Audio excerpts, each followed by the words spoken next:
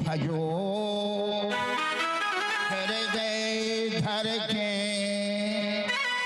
जिनके सुमरे गणिका गति पाई।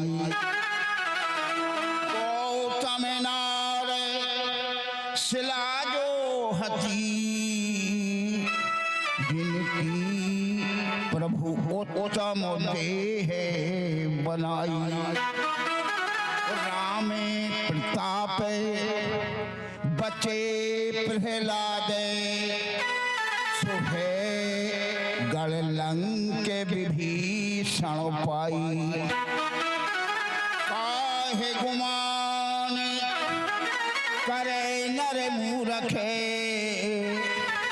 रामे भजो तुम रामे दुहाई। भक्ति भक्ति भगवंत बपू भक्ति नाम बपुए जिनके पद बंदन करूं काटत बेघ्ने अनेक। श्री गणेश भगवान की, सियावर रामचंद्र की, उमापति महादेव की, वृंदावन कृष्ण चंद्र की, जगदम्बा माई की, हनुमान जी महाराज की, भागवत महापुराण की और सत्य सनातन धर्म की जय। प्रिय सज्जनों, ये तो बड़ा सौभाग्य का समय है। क्यों? कौन से युग में बैठे आप? कलयुग में। और कलयुग में निकाल करके आए तो ये नहीं सोचना कि हम कथा सुनने गए थे, बिल्कुल नहीं। भगवान की कृपा ऐसी हुई कि तुम्हें समय निकाल के और कथा सुनने को सौभाग्य मिलो। काम क्रोध लोभ मोह मद मत्सर होगो अंतर नहीं। प्राचीन काल में क्या होता था? भगवान कृष्ण ने और भगवान राम ने क्या किया? जब भगवान कृष्ण ने उग्रसेन को गद्दी पर बिठाया तो उग्रसेन कहने लगे, बेटा हम वृद्ध हो गए, हमें आंखों से नहीं दिख रहा, हमारी को सुन है, इसलिए गद्दी तुम स्वीकार करो। भगवान कृष्ण कहने लगे, नाना हमारे पूर्वजों में श्राप रही कि हमारे कुल में कोई राजा बन करके नहीं बैठ सकता, तुम गद्दी पे बैठ जाओ और 24 घंटा तुम्हारी गद्दी की रखवाली हम बनेंगे। हम क्या करेंगे? हम चौकीदार रहेंगे। देखो भाई, ये चौकीदार बन गए। ऐसा भागवत में लिखो है, वसुदेव और देवकी का बंधन है। वहां से जब लौट करके आए मथुरा तो पहले नंबर अपने पिता और माता के यहाँ गए और क्या कह रहे कि तात मात सो प्राण धन कपट करे जो कोई और ताको तीनों लोक में कहूं भलो नहीं होए। जो पुत्र माता पिता से कपट करेगा, माता पिता को उसके द्वारा कष्ट मिलेंगे। त्रिलोक में कहीं भी जाए, कहीं भी रहे, सुखी नहीं रह सकता। तो एक कलयुग है। वैसे रामायण में तो यहां तक लिखा है, प्रात काल उठ के रघुनाथा और मात पिता गुरु नावही माथा। ब्रह्म मुहूर्त में उठ करके अपने माता और पिता के चरणों में प्रणाम करते, सिर रखते।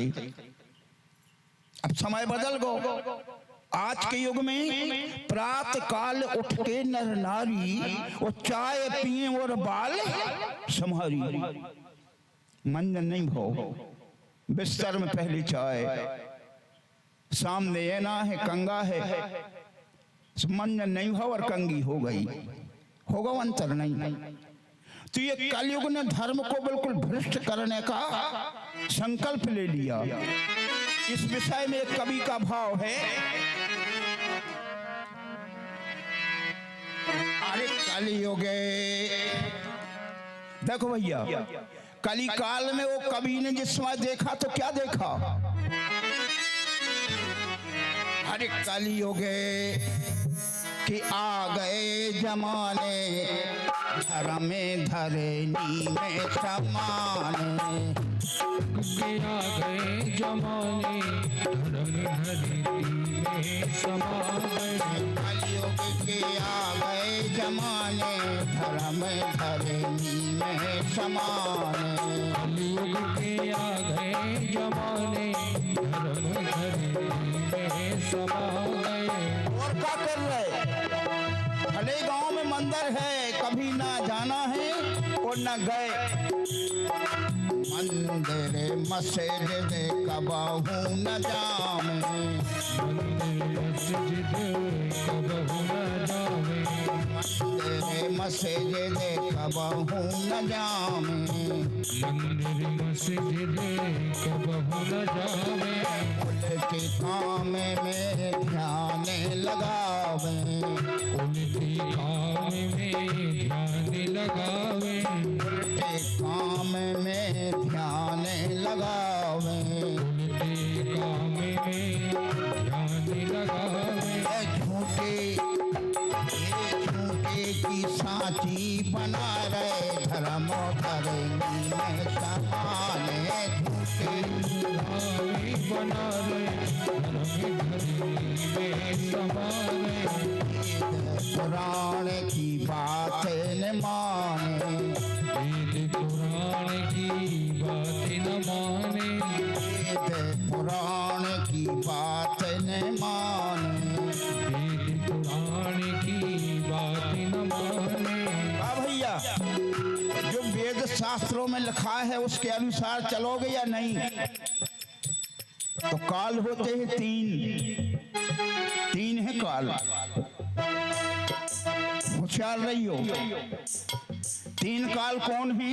एक है भूतकाल, भूतकाल यानी जो समय निकल गो। दूसरा है वर्तमान काल, जिस काल में आप आ गए। और तीसरा है भविष्य काल। लेकिन लोग इन इसके अनुसार चल नहीं रहे। भविष्य बनावे में लगे हो पूरा संसार। 24 घंटा ने मंदिर जाने ने, गुरु ब्राह्मणों साधुओं की बात मानने। माने संसार के लोग कैसे हो गए? मनमुखी। भले वेद कह रहे हो ऐसी, लेकिन हम नहीं मानेंगे, ऐसे हो गए लोग।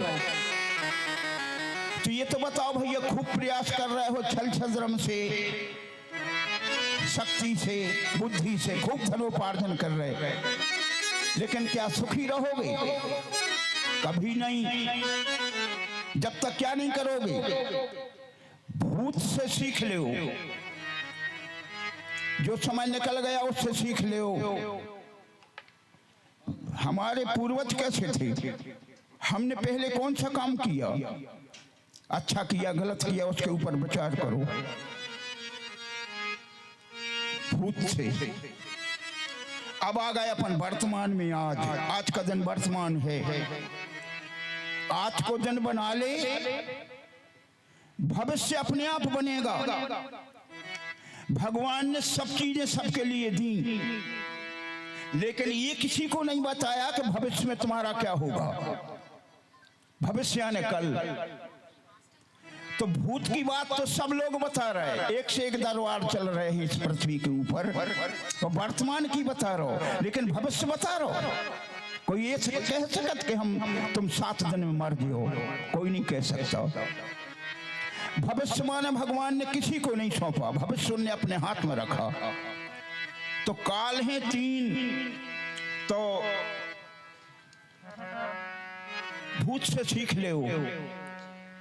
अगर अब तुम पास होने हैं, तुम्हें संसार में आए हो, बहुत सी रास्ताएं हैं और तुम्हें पास होने हैं, तो कौन रास्ता पे जो हो तो पास हो जाओ? ये रास्ता के ऊपर तुम्हारे सियाने गए हुए हैं। पिताजी ने भागवत कराई थी,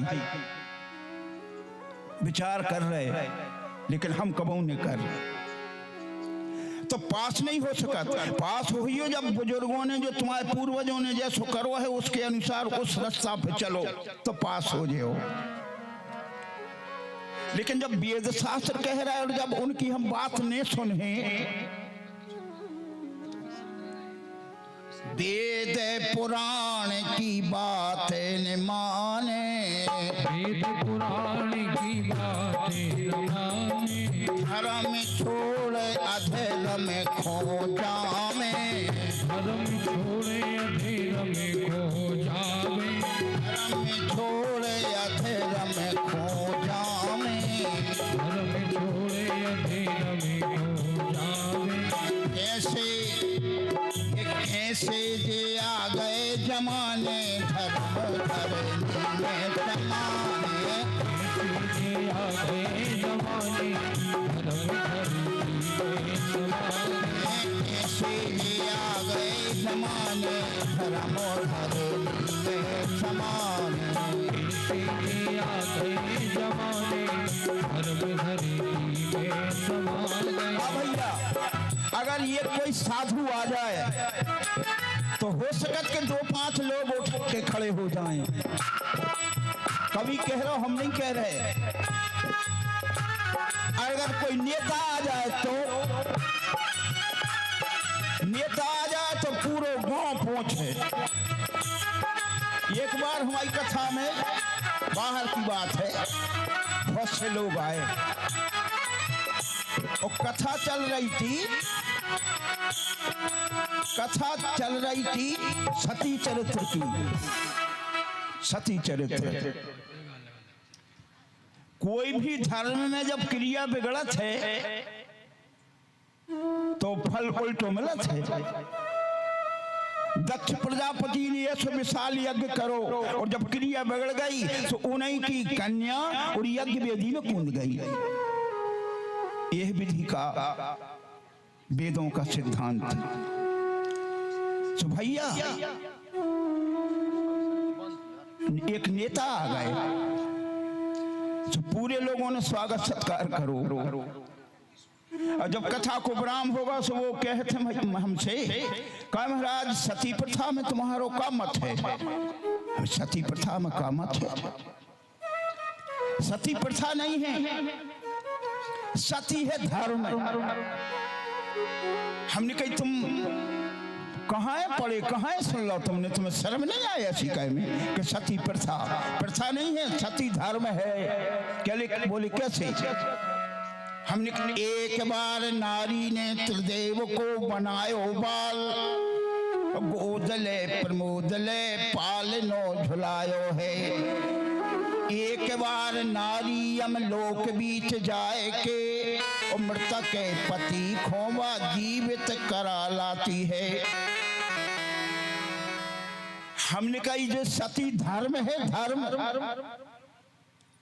जो सती धर्म के ऊपर चलेगी तो हमने कहा सावित्री यमपुरी से अपने पति को वापस लेकर के आ गई। तुम कह रहे सती प्रथा, तो कभी कह रहा है नरखों बे नारायण माने।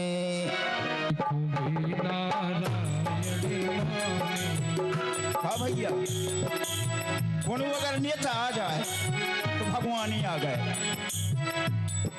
नरखों बे नारायण माने,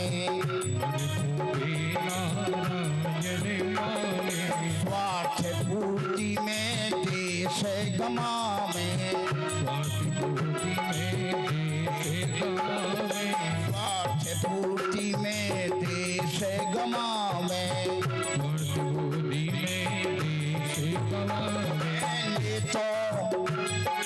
नेतों के आ गए जमाने धर्म धरनी में समाने।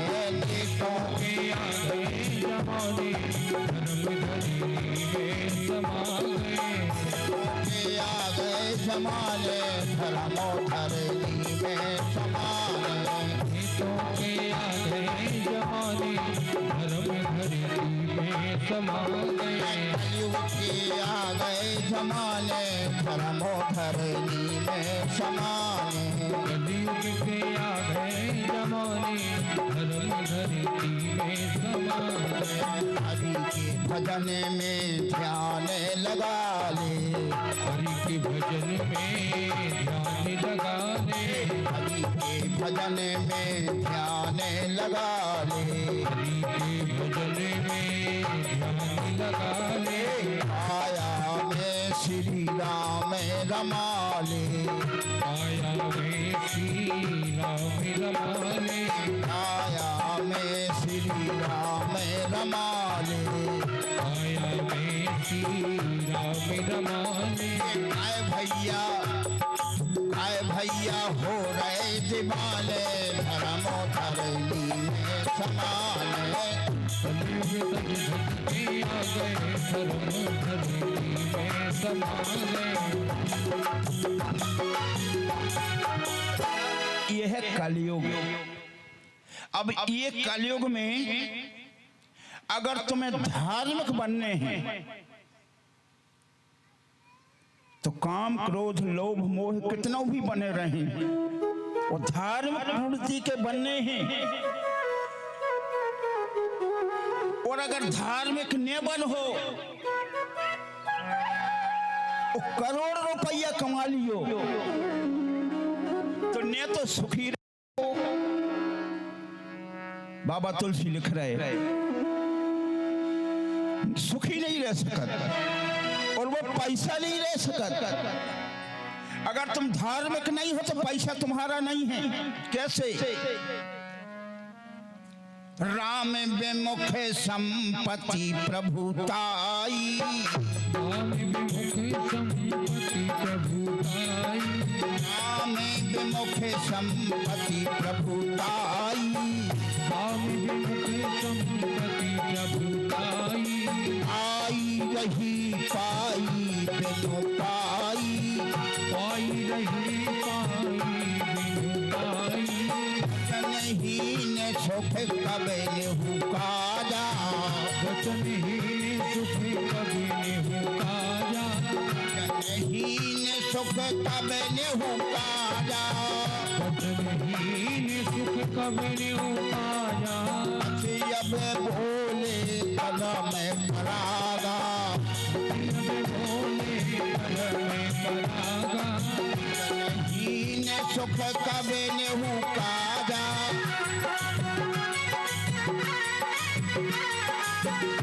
अब बोले है खग राजा।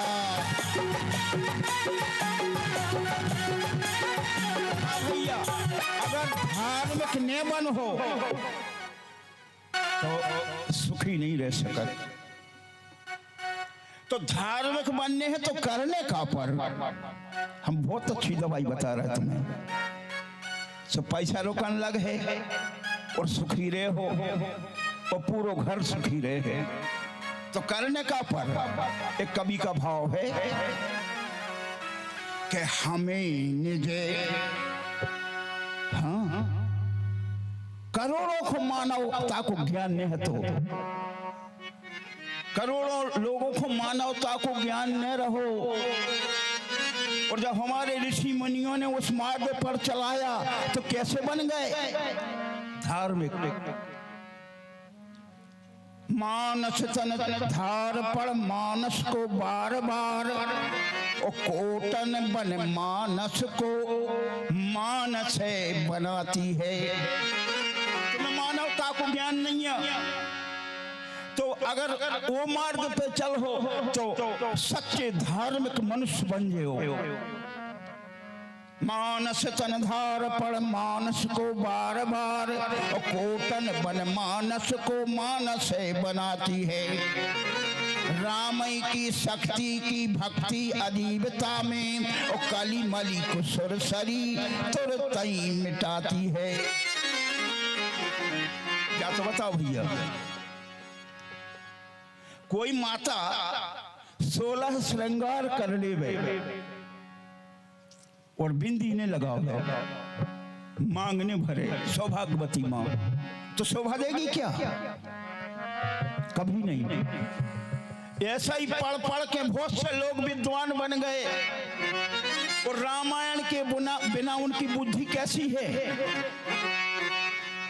जैसे कोई विधवा माँ श्रृंगार कर लेवे, बूंदा लगा लेवे,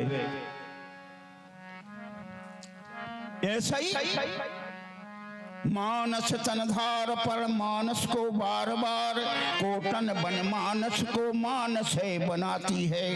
राम की भक्ति की शक्ति अजीबता में और कली मली कुसुर सरी तुरंत ही मिटाती है। ऐसा ही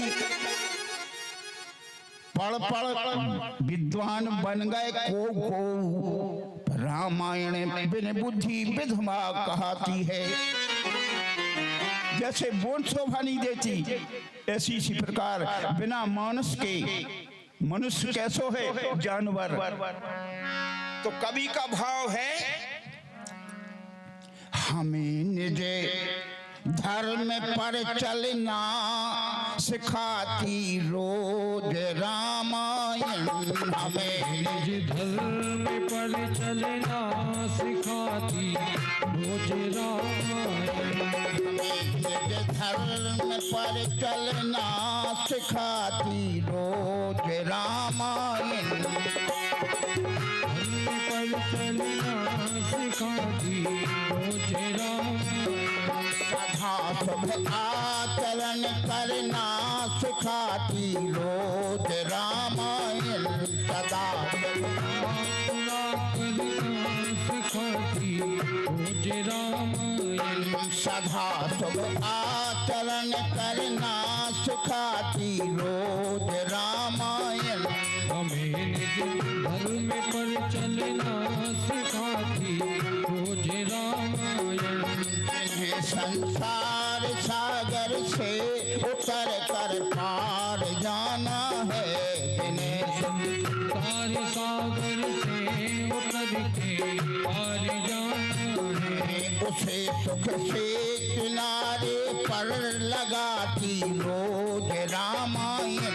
उन्हें किनारे पर लगाती रोज रामायण। कभी विष्णु की बाकी कहीं शंकर की है झांकी। कहीं विष्णु की छवि बाकी कहीं शंकर की है झांकी। गए आनंद झूले पर सिखाती रोज रामायण। हृदय झूले झुलाती रोज रामायण। सरल कविता की कुंजों में पड़ा है मंदिर हिंदी का। सरल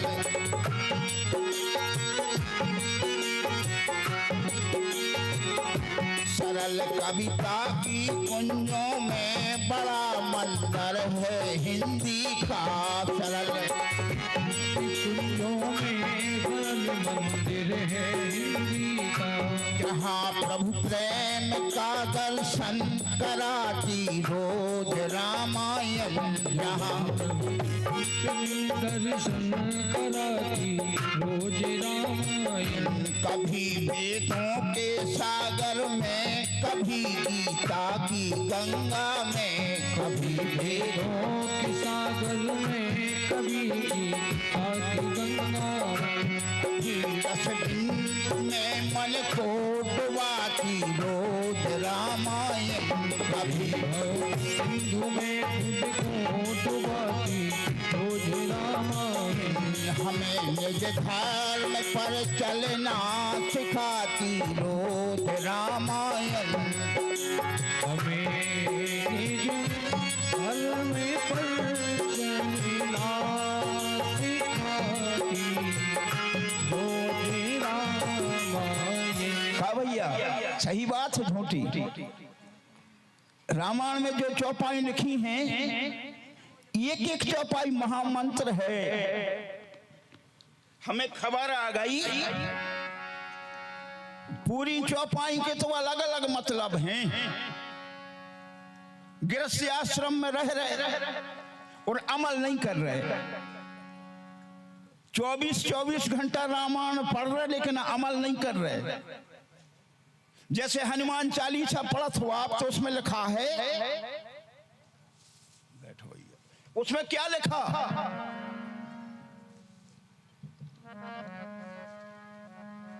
उनकर मंत्र विभीषण माना, लंकेश्वर भय सब जग जाना। मंत्र मान लो तो कौन सा मंत्र दे दो? मन क्या बे को मतलब है कि ऐसी ऐसी चौपाई हैं, जैसे एक चौपाई याद आ रही है, जहाँ सुमति तहाँ संपत्ति नाना।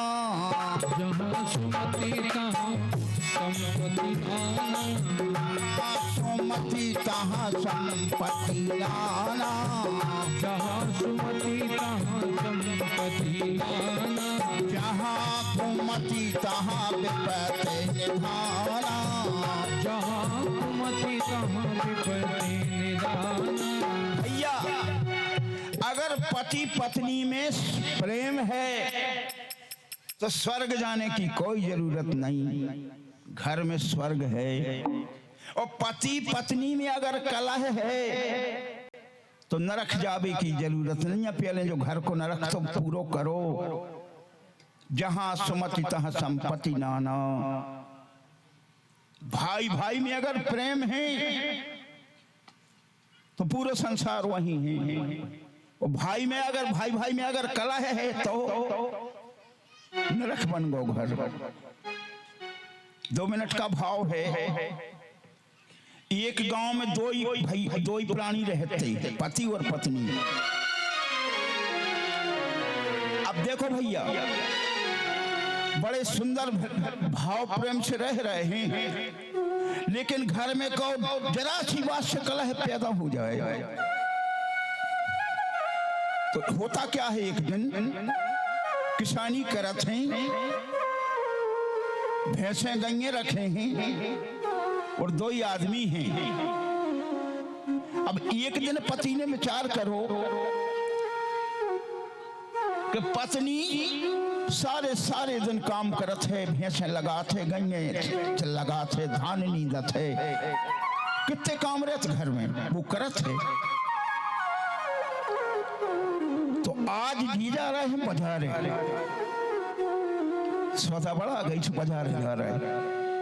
अब बाजार में इन्हें विचार करो कि हम हर सौदा तो ले हैं, लेकिन घरवाली इतनी परेशान होते तो बाजार से हम कछु इन्हों अच्छो सो सामान ले लें। तो भैया प्रसन्न हो के 1 किलो मिठाई ले लें, 1 किलो। पहले बड़ी बड़ी लड़ुआ बनते, अब व्यापार बन गया, मुगत के लड़ुआ बनते। पूरी सौदा लाई और वो मीठा ला और घरे आ गए। गइयों भैंसियों की टेम हथी से बांधा बूंदी करके फुर्सत होके और जहाँ भोजन करने को समय आओ। पति कहे थे पत्नी से हम बाजार गए थे, आज हम बहुत अच्छी चीज लिया है, मीठा लाए मीठा। तो हंसन लगी। अब 2 जने बैठे, 2 जने बैठे हैं, विचार करो कि कहाँ है वो मीठा, छोरो। तो सामने गांठ धल गई छोरी और देखा पत्नी कहने लगी तो भैया वो तो बड़े बड़े लड्डू थे, 1 किलो के ऊपर वो चढ़े 11 लड़ुआ। तो घरवाली कहते पति से कि तुम जो 11 लड़ुआ काहे लाए, या तो लाने थे 10 या लाने थे 12। तो पति कहने लगो हमें का पता कि 10 11 और 10 में का हो, 10 और 12 में का हो, हमें का पता। हम तो जितने वजन भाव से लेके आ गए तो 11 लड़ुआ चढ़े हैं भैया। अब पत्नी कहने लगी कि ये में से 6 खे हैं हम और 5 खाइयो तुम। पति कहने लगो हम 5 कैसे खे, हम 6 खे, तुम खाइयो 5। पत्नी कहने लगी नहीं वो 6 हम खे, 5 तुम खाइयो। तो बोले कल से हम लगे हैं भैंसे। पति कहने लगो लगाओ भैंस में चाय ने लगाओ, 6 तो हम खे हैं। पत्नी कह रही 6 हम खे, 5 तुम खाओ। कुल मिला करके वो मिठाई रखी है।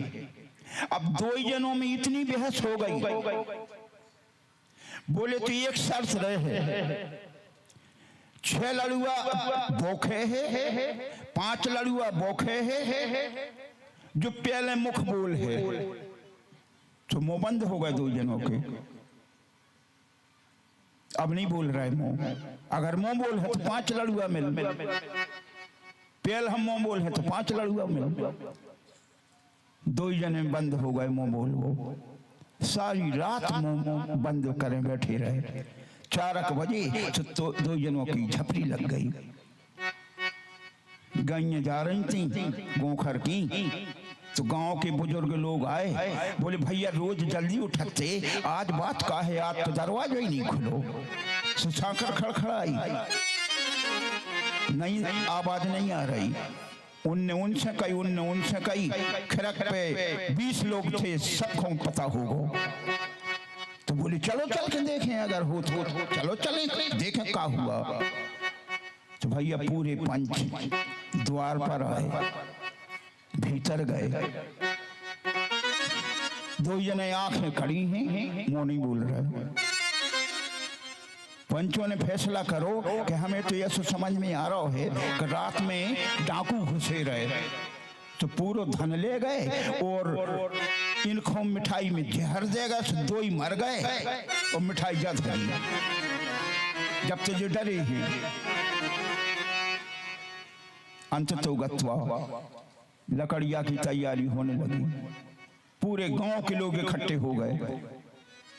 अचानक जब इनकी मृत्यु हो गई, जहर मिठाई में मिलो है इसलिए मरे ही, तो 2 अर्थी बनी। स्मशान घाट जा रहे। अब एक अर्थी में 4, दूसरी अर्थी में 4 हो गए 8। 2 सज्जन वो अग्नि की बर्तन लाए हैं, 10। एक सज्जन मदद के लिए जा रहा है। कुल मिलाकर के 11 जन जा रहा है लकड़िया में। 2 अर्थी बनी। अर्थी में आगे संस्कार शुरू हुआ, अग्नि संस्कार। तो जो लो सहो सो सहो। घरवारों कहते घरवारी से कि पनवेसरी फ्री में काय मर रही हो, तेई खाली हो 11। सुबह 11 आदमी भगे। अरे वो तो मरे तो ठीक है, वे तो जिंदा प्रेत बन गए। तो देखो भैया थोड़ी सी कला है, कहां ले गई। तो कहने का मतलब है जहां सुमति तह संपत्ति नाना और जहां कुमति तह विपत्ति निधाना। बैठ जाओ। तो ऐसे हमारे लिए रामायण का अध्ययन करना बहुत जरूरी है। हमें निज धर्म पर चलना सिखाती रोज रामायण। मतलब जहां सुमति तह संपत्ति नाना और जहां कुमति तह विपत्ति निधाना। भैया अब एक बात की खबर हमें और आ गई, जा भी बात जरूरी है बताओ। मंत्र कितने हैं? कितने हैं मंत्र? 1 लाख, 1 लाख नहीं, 2 लाख नहीं, कुल मिलाकर के वेदों के मंत्र हैं 3.5 करोड़। 3.5 करोड़ मंत्र हैं और 100 लाख को होते 1 करोड़। तो 100 लाख का 1 करोड़, ऐसे 3.5 करोड़ मंत्र हैं। एक दिन वो सब मंत्र इकट्ठे हो गए मंत्र। पंचायत लगी है, मंत्र आपस में मंत्रणा कर रहे हैं कि हम में सब मंत्रों में सबसे प्रधान मंत्र कौन है कलयुग में। सबसे श्रेष्ठ मंत्र है भैया ये। जैसे बहुत से व्रत हैं कि व्रतों का राजा कौन है। बहुत से वीर हैं लेकिन वीरों में मुखिया कौन है, अध्यक्ष। कैसे विपत्ति आ जाए, कैसे संकट आ जाए तो धैर्यवान कौन है। एक कवि का भाव देखो, राम सो न धीर है न वीर हनुमान सो, बाली सो लड़ैया नहीं क्रोधी भृगुराज सो। बाली जैसा लड़ने वाला, भृगु ऋषि से क्रोधी कोई वर हुआ। भगवान विष्णु के हृदय में जाकर के चरण का प्रहार किया जिसने, लड़ैया नहीं क्रोधी भगुराज सो, शिव सो न योगी है, शिव सो न योगी है, न भोगी घनश्याम सो। नदियों में नदी गंगा सी नहीं, व्रतों में एकादशी सो, भैया सो भरत नहीं, मंत्रों में राम नाम सो। 3.5 करोड़ मंत्रों का मुखिया है इस कलयुग में। एक बार हम एक बार आप। हरे राम राम राम हरे हरे, हरे कृष्णा कृष्णा कृष्णा हरे हरे। हरे राम राम राम हरे हरे, हरे कृष्ण कृष्ण कृष्ण हरे हरे। हरे राम राम हरे हरे, हरे कृष्णा कृष्णा कृष्णा हरे हरे। हरे राम राम हरे हरे,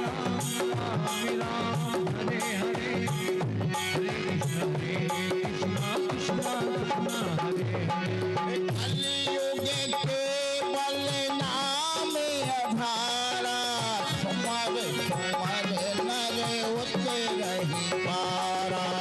कलयुग केवल नाम आधारा, सुमर नर उतरहि पारा। सुंदर क्रीम लगावे से, चंदन लगावे से, बोरो पुलिस लगावे से शोभा नहीं देता मुखार बिंद। सोई सुंदर सोई शोभा के शरीरा, तन पाए भजे रघुवीरा। सोई सुंदर सोई शोभा के शरीरा, जो तन पाए भजे रघुवीरा। राम राम हरे हरे, हरे कृष्णा कृष्णा कृष्णा हरे हरे। हरे राम हरे हरे, हरे कृष्ण श्यावर रामचंद्र की, वृंदावन कृष्ण चंद्र की। 3.5 करोड़ मंत्रों ने अध्यक्ष बनाया इस कलयुग में। हरे राम राम राम हरे हरे। तो प्रिय सज्जनों, आज 7वां दिन है। परीक्षित हाथ जोड़ करके बैठे हैं गंगा किनारे। आज भी कह रहा श्री सुखदेव जी महाराज के थोड़े राजन जलपान कर लो, फलाहार कर लो। बोले वो तो नींद है, और नींद भूख प्यास सदा सदा के लिए समाप्त हो गई। धन्य भगवान अनादि भगवान ब्रजराज की ऐसी ऐसी कथाएं। तो एक भक्त ने प्रश्न करो, आ जाइए। बोले महाराज विवाह है? हमने कही भगवान को विवाह है, तो विवाह तो उनके बहुत शिव है, विवाह की कथा सुनाओ। तो आज परमात्मा कहाँ हैं? वहां से यहां तक पाठ में पूरी कथा चल रही है। आज भगवान कहां पहुंच गए? द्वारकापुरी। लेकिन द्वारकापुरी कैसे बनी? वो कथा तो मूल भागवत पाठ में वही है। द्वारकापुरी पहुंच गए। द्वारकापुरी जो है बड़ी विशाल नगरी है। उस द्वारकापुरी में एक रेवत नाम के राजा हुए। उनकी पुत्री का नाम है रेवती। तो दाऊ भैया बलराम को विवाह हुआ रेवती के साथ। आज भगवान कृष्ण विचार कर रहे हैं, हम द्वारका के राजा बन गए और बड़े भैया को विवाह हो गए। शादी नहीं भाई, भगवान कृष्ण की विवाह हुआ। शादी और विवाह में बहुत अंतर है। विवाह होते वेद रीति से, जो घर वर कुल होए अनुपा, तो करिए विवाह स्वता अनुरूपा। शादी कन्या के योग्य वर नहीं है और वर के योग्य कन्या नहीं है। 5 लाख रुपया और 4 व्हीलर लेते आओ, लड़की योग्य नहीं है, फिर भी वो शादी हो रही है। तो शादी को मतलब होता है कि जब तक सदी सो शादी न, फिर तो लो आबो जाबो बंदैया होने, छोड़ छुट्टी होने यहाँ है। भगवान कृष्ण विचार कर रहे हैं, हम द्वारका के राजा बन गए और बड़े भैया को विवाह हो गो, तो अब हमारा भी विवाह होना चाहिए। ऐसी द्वारकाधीश ने सोची। तो श्री सुखदेव जी महाराज कहते हैं, राजन राजा आसीद भीष्मको नाम, विदर्भादि पत्र महान, तस्य पंचा भवन पुत्रा कन्यका चा वरानना। विदर्भ नगर में एक गांव है। गांव का नाम क्या है? गांव का नाम कुंदनपुर। तो कुंदनपुर के उस समय राजा कौन है? भीष्मक। उनके यहां पुत्र कितने हैं? 5। बड़े का नाम है, बड़े का नाम था रुक्मी, लेकिन महाराज प्रसन्न नहीं है। 24 घंटा बेचैनी रहे थे। किस बात की? महाराज भीष्मक इस बात से चिंतित हैं, पुत्र तो हुए 5, लेकिन वो चीज नहीं है हमारे यहाँ जिसके होने से क्या होता है? पुत्री पवित्र किए कुल दो, और जब वो पुत्री विवाह होकर के जाती है और अगर कोई संकट आ जाए तो देखो वो क्या कहती है? परमात्मा राम का विवाह सीता के साथ में हो गया और उसी समय के मध्य में राम लक्ष्मण भरत शत्रुघ्न 4 भाइयों को विवाह भव। धन्य है रे वहां का उत्सव। तो ज्यादा उत्सव हो अगर तो उत्सव के लिए नजर लग गई, तो नजर लग गई सो विघ्नेश्वरी देवी प्रकट हो गई। जाकर के मंत्रा कैकई की जिभ्या पर बैठ गई। कैकई ने 2 वरदान मांग लिए।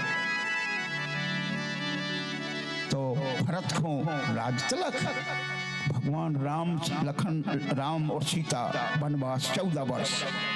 तो 14 वर्ष का समय जाने का है। तो आज सीता साथ में जा रही। सीता की आंखों से अश्रु आ रहे। बोले, हे विधाता, तूने ये क्या किया? हमारा समय था सास और ससुर की सेवा करने का, तूने वन्यांतर भेज दिया। तो सीता रोते रोते क्या कह रही? धन्य है सीता का विचार। सेवा समय मोह बन दीना, और मोरे मनोरथ सफले न कीना। हम तो सास ससुर की सेवा करते, वन्यांतर जा रहे। तो सास ससुर, तो सास को पुत्री, सास को बहू के साथ कैसे व्यवहार करो चाहिए? वो तो भी कोई किसी घर की लड़की है, तुम्हारे घर जो आई है। तो बाबा तुलसी कह रहे हैं, सास को ये हिसाब से रहो चाहिए कि अगर आंख में थोड़ी सी धूल लग रही तो कितनी तकलीफ होती है। तो जैसी आंख की पुतली की रक्षा करत है आप, उसी प्रकार सासों के लिए बहुओं की सेवा जाप्ता देखरेख करना चाहिए। कैसे? सीता कह रही सेवा समय मोह बन जीना, मोर मनोरथ सफल न कीना। और सास के लिए पारे घरे बहू लक्ष्मी आई, राखियो नयन पलक की नाई। तो एक चीज की कमी है, कन्या नहीं है। कन्या जो दोनों कुलों को पवित्र करती है। कन्या का जन्म बहुत भाग्यशाली के यहाँ होता है, होती है कन्याएं, वो है नहीं है। लेकिन भैया ये नित्य प्रतिदिन को एक नियम लाए थे, संकल्प। कौन सा संकल्प? समुद्र में स्नान करने का। भैया आज महाराज भीष्मक गए, कोई बात को संकल्प ले और सच्चे मन से अगर आपने संकल्प लिया तो भगवान संकल्प को पूरा करते हैं। आज समुद्र में स्नान करे और हाथ जोड़ करके श्री सूर्य नारायण भगवान को जल दे रहे। ओम सूर्याय नमः, मित्राय नमः, रवे नमः, भानवे नमः, खगाय नमः, सूर्याय नमः। सूर्य के लिए जल दे रहे, आंखें बंद करके भैया। अब महाराज भीष्म का पता, उस समुद्र में आगे से धार बह रही, जो उस धार में एक फूल आ रहा है। फूल सुहाचली में आ गया। जैसे ही महाराज भीष्मक ने वो फूल हाथ में लिया तो वो फूल में सुंदर ऐसी सुकुमार कन्या बैठी है। राजा महाराज भीष्मक ने सिर में लगाया वो फूल, बोली धन है। तो वो कन्या ने थोड़ो बड़ो स्वरूप कर लो। तो उसका नाम क्या है उस कन्या का? उस कन्या का नाम है रुक्मणी। तो रुक्मणी कौन है? लक्ष्मी। और लक्ष्मी कभी किसी मां के गर्भ में नहीं आती। तो लक्ष्मी प्रकट कहां से हुई? समुद्र से। कोई लक्ष्मी जब जानकी बनी तो प्रकट कहां से हुई? पृथ्वी से। वही जानकी जब रुक्मणी बनी तो प्रकट कहां हुई? कमल के फूल से। लक्ष्मी किसी मां के गर्भ में नहीं आती, प्रकट होती है। आज उस कन्या को लेकर के महाराज भीष्म घर आए। कन्या को अपनी रानी को सौंपा।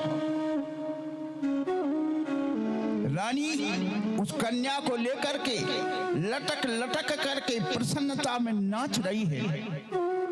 बोले कैसे भाग्यशाली हैं हम दोनों, कितने आनंद की बात है जो आज हमें समुद्र में वो कन्या के दर्शन हुए, कन्या मिली हमारे लिए। सो कन्या को लेकर के घर आ गए। अब भैया वो तो महान शत्रु है जिसने अपनी कन्या और बालक जिनने पढ़ाया नहीं। विद्या पढ़ाना चाहिए। तो महाराज भीष्मक ने रुक्मणी को पढ़ा लिखा करके विदुषी बनाया, विदुषी विद्वान। तो और मन में संकल्प करो कि जब हमारी कन्या बड़ी हो जाएगी तो मथुराधिपति जो वसुदेव के पुत्र हैं कृष्ण,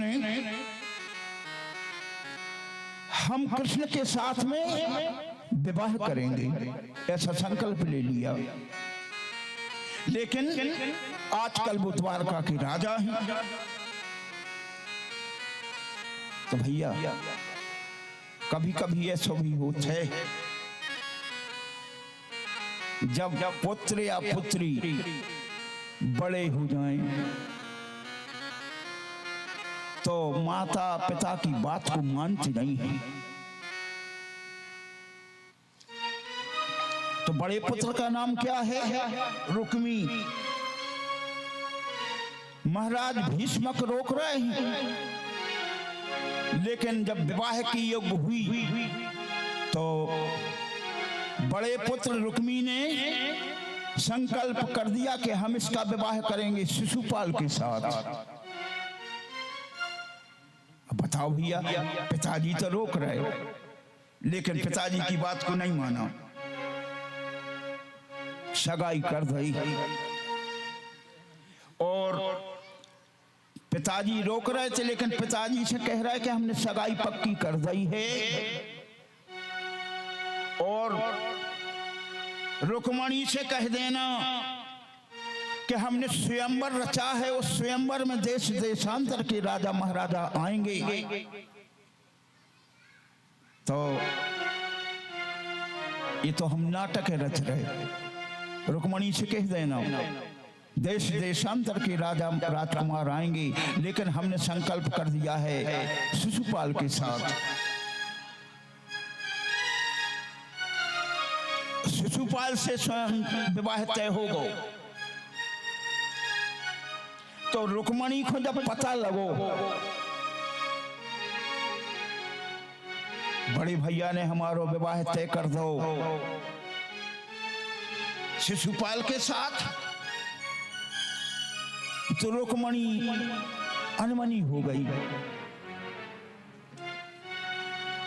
भाभी के पास में गई, आंखों से अश्रु बहते हुए कह रही है रुक्मणी भाभी से, भाभी हमने जब से होश संभाली तो हमने द्वारकाधीश को पति बनाया, मन में संकल्प लिया। और बड़े भैया ने विवाह हमारो तय कर दो शिशुपाल के साथ। तो भाभी कह रही मन हल्को काय को कर रहे, हम तुम्हें एक उपाय बता रहे, मन हल्को न करो, तुम एक पत्रिका लिखो। और वो पत्र भाभी बोली जैसे बनेगा जैसे हम द्वारका भिजवा देंगे। तो रुक्मणी एकांत स्थान में बैठ करके और पत्र लिख रही है। बोली उस पत्र में भगवान कृष्ण को आमंत्रित करो। भाभी बता रहे उस स्वयंवर में कृष्ण आएंगे, और डरना नहीं। भाभी कह रही है रुक्मणी से कि डरना नहीं, सबके सामने। और रुक्मणी से कह रही डरना नहीं, सबके सामने। जब द्वारकाधीश निमंत्रण में आएंगे तो सबके सामने उनके गले में जयमाला डाल देना, लेकिन मन को हल्का नहीं करना। तो रुक्मणी क्या करती है? पत्र लिखती है। तो रुक्मणी ने क्या लिखा?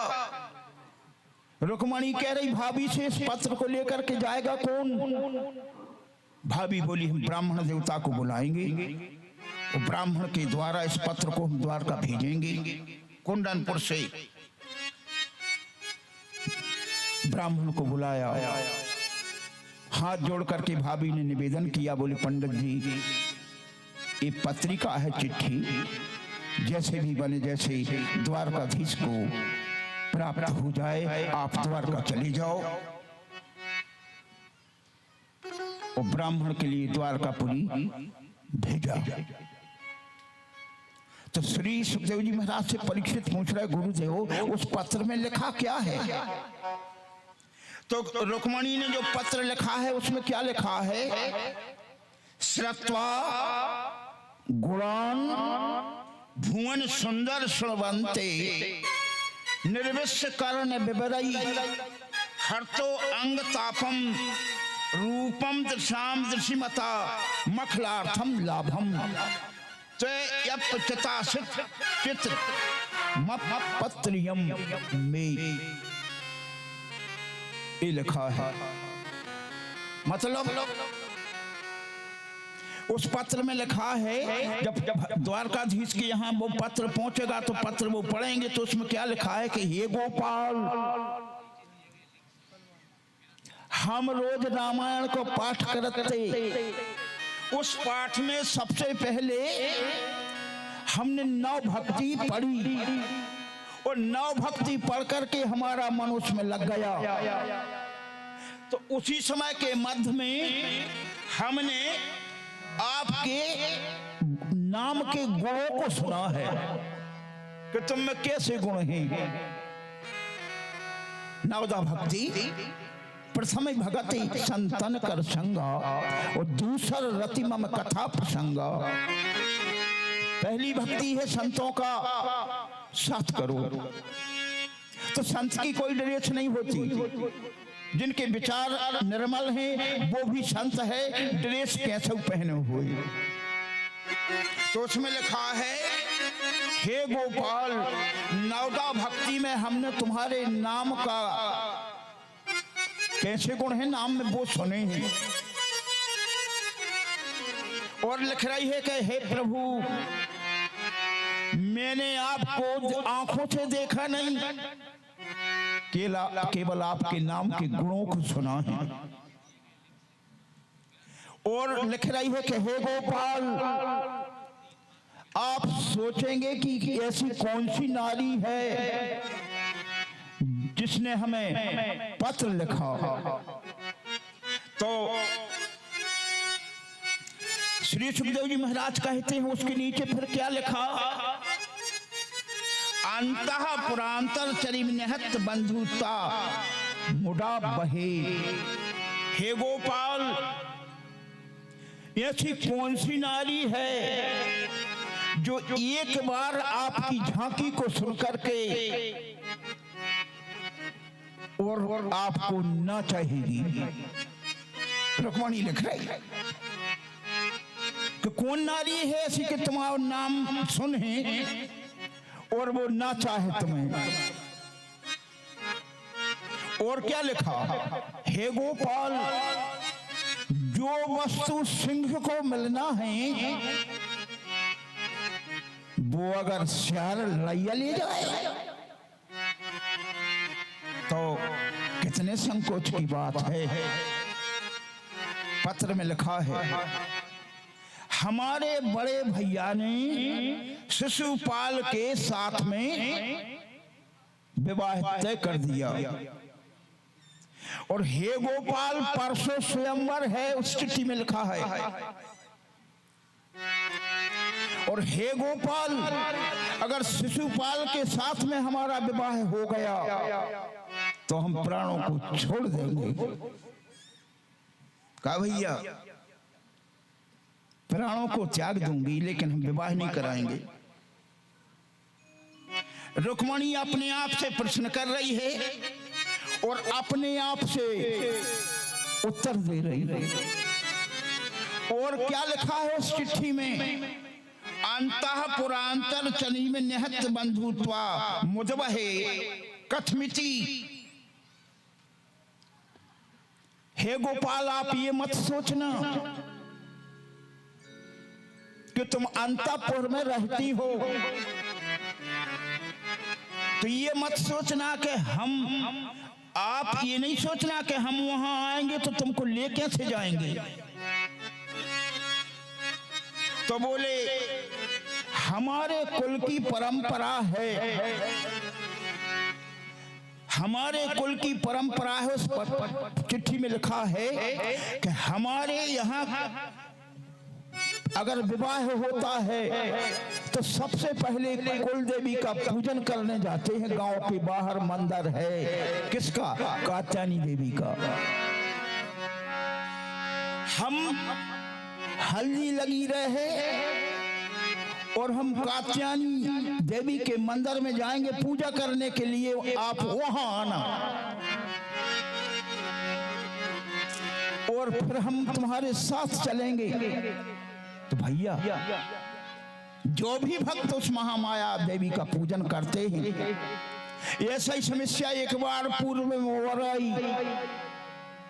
इतना विशाल धनुष परमात्मा राम ने जब तोड़ दिया तो सीता ने किसका ध्यान किया? पहले से इनने संकल्प लिया था कि